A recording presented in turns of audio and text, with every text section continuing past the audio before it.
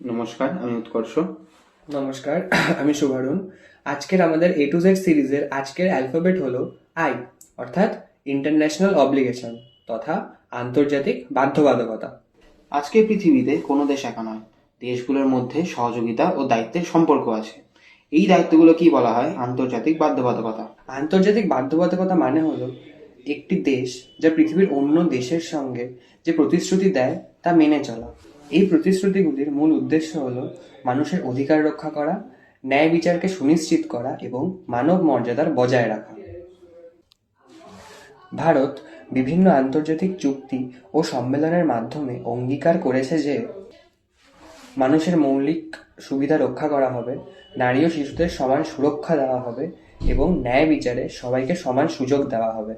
এই আন্তর্জাতিক দায়িত্বগুলো আমাদের দেশের আইন ও নীতি নির্ধারণে গুরুত্বপূর্ণ ভূমিকা পালন করে। অনেকে ভাবেন আন্তর্জাতিক আইন শুধু দেশের বাইরের বিষয়, কিন্তু বাস্তবে এর প্রভাব আমাদের দৈনন্দিন জীবনে। নারীর অধিকার, শিশু শ্রম রোধ, মানব পাচার বন্ধ, ন্যায় বিচারের সমান সুযোগ, এই সব বিষয়ে আন্তর্জাতিক দায়িত্বের মধ্যেই আরো শক্তিশালী হয়েছে। এই কারণেই রাষ্ট্রের দায়িত্ব শুধু দেশের ভিতরে নয়, আন্তর্জাতিক পর্যায়ে ন্যায় ও মানবিকতার মান বজায় রাখা। আন্তর্জাতিক বাধ্যবাধকতা আমাদের মনে করিয়ে দেয় যে ন্যায় বিচার শুধুমাত্র একটি জাতীয় বিষয় নয়, এটি একটি আন্তর্জাতিক দায়িত্ব যা সকল দেশকেই সমানভাবে পালন করা উচিত। বিশ্বের সঙ্গে দায়িত্ব ভাগ করে নিলেই দেশের ন্যায় বিচার আরও শক্তিশালী হয়।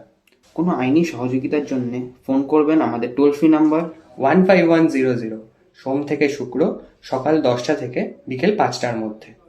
নমস্কার।